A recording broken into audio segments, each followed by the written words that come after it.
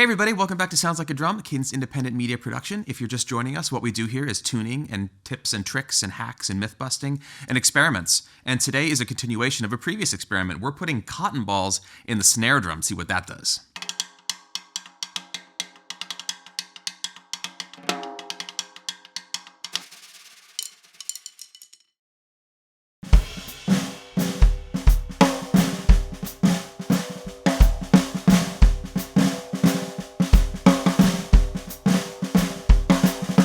This is a continuation of episode 6 from this season, where we put cotton balls in the floor tom to try to control sustain and maybe focus the tone, make it a little fatter. People cited Benny Greb as somebody that does this. It turns out a lot of people do it. It was my first time doing that day, and this is my first time doing this, which some people have asked about, just like what would happen if you put it in a snare drum.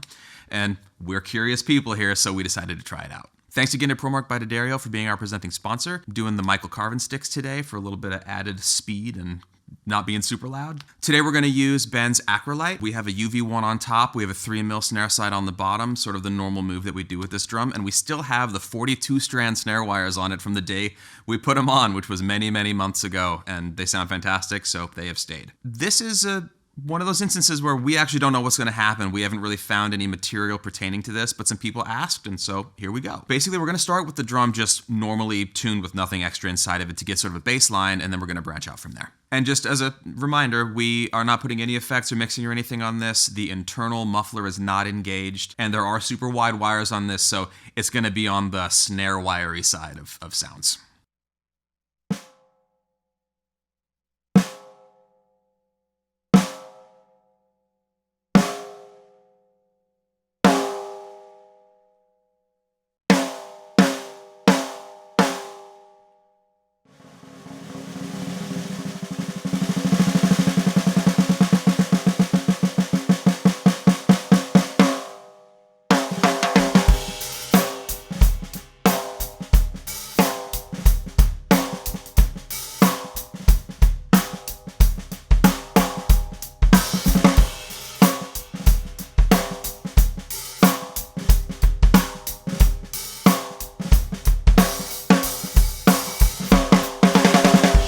Okay, so if you've seen this drum in videos over the last few months, this is pretty much what it sounds like all the time, other than that we put a fresh head on it today to really get a clean perspective on this sound.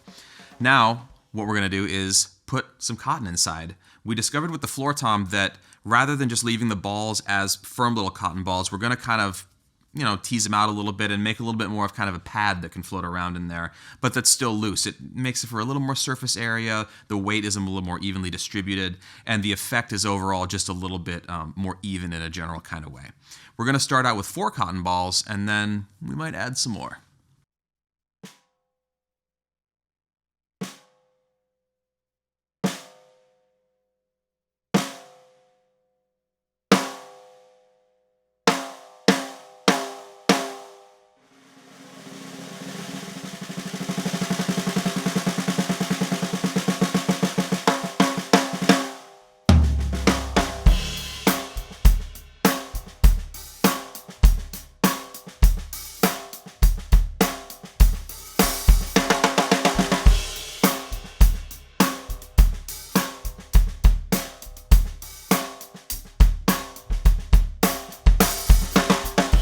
Right away, especially if you have headphones on, and I do recommend headphones for this one because it's on the subtle side, there is a change. We're starting to lose some tone and get a little bit more focused of a sound. It's almost a little boxy.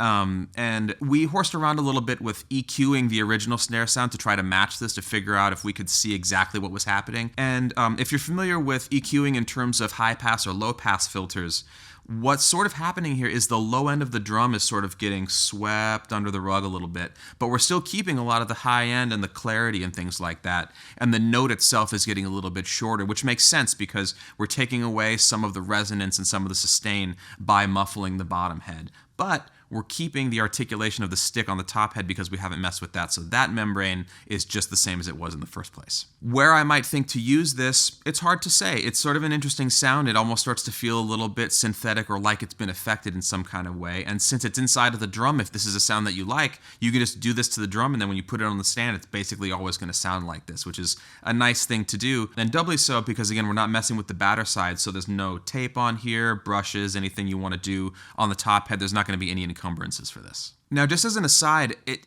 is, in my experience, very uncommon for people to do muffling to the snare side. I've seen tape on those heads in studios sometimes, especially on like house snare drums where people were just trying to change the sound and just seeing what would work. So the effect of this is different than anything you might be used to when modifying the batter head, which is the normal thing to do on a snare drum. We tend to think that doing things to the snare side is ultimately going to affect the snariness of it, and that's true. I mean, you can hear it's already starting to get with that.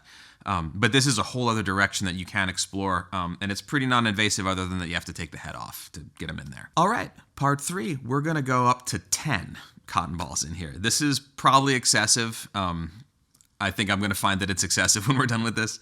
And rather than talking about it, I'm just going to hit it and see what happens.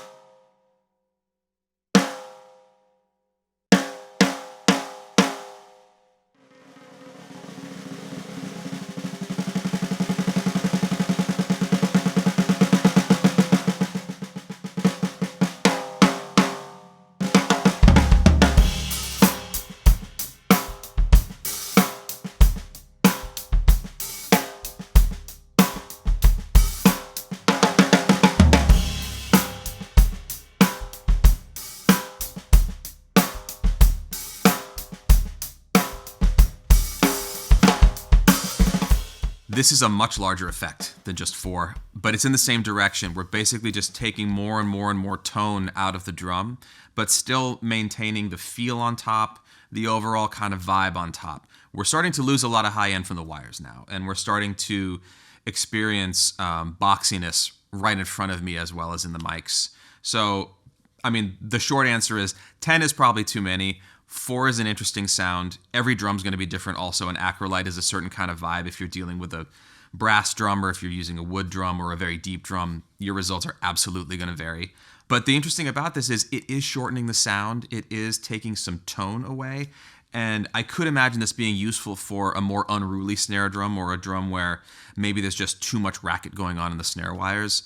This is as wide of a set of wires as I've ever seen, so I can't imagine that you could have more flopping around down there than this, but ultimately we do run into issues with wires sometimes, and this can be a way to sort of tame some of that brightness. In addition to if you have a super bright drum, this is definitely taking some high end away, so if that's something that you're struggling with, this could also be a solution for that.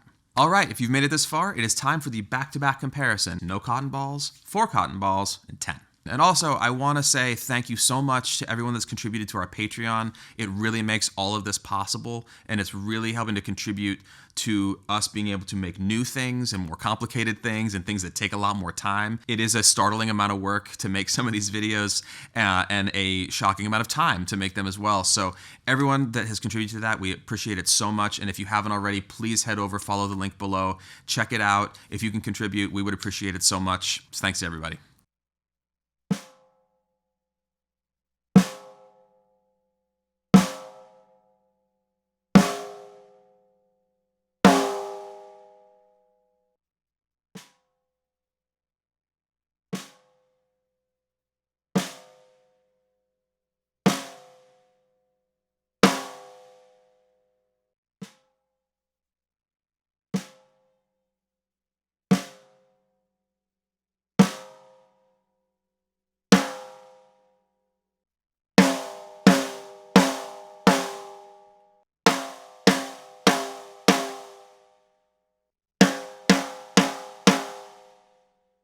So to sum up, this is interesting. I'm not sure when I might use it, but I'm definitely going to put it in the toolbox and think about it in the future. I know that I've had drums in the past that I've gotten rid of because they frustrated me, where this would actually be a useful thing to think about in terms of getting the drum to behave a little bit better, particularly in certain rooms and with certain kind of tuning schemes. So yeah, I'm curious to see what everybody thinks about it. So that about wraps it up. Thanks for watching. Please like, comment, and subscribe, and click the notification bell below so that you can get our notifications when we put up new videos. We're still doing every Tuesday, 12:30 p.m. Eastern Standard Time. And lots of extra stuff over on the Patreon from all of these videos. We really appreciate the support over there. If you haven't already, please head over there. The link is below. Let us know what you think of that. Please contribute if you can. It really helps us to keep things going here. And we have a lot of exciting stuff coming down the pipe this year that we really want to show you that's going to take some investment and going to take a lot of time on our part. We're super excited about that, so please help out there. Of course, thanks to ProMark by D'Addario for being our presenting sponsor and helping us out as always. And lastly, if you've ever done this, I would really love to know how it worked, why you were doing it, and if the results were effective, because the context for this is the thing that I'm most curious about. Like, what's the right time to use this? What sort of issue were you having that solved it? So if you know anything about this, please let us know, and we'll see you out there.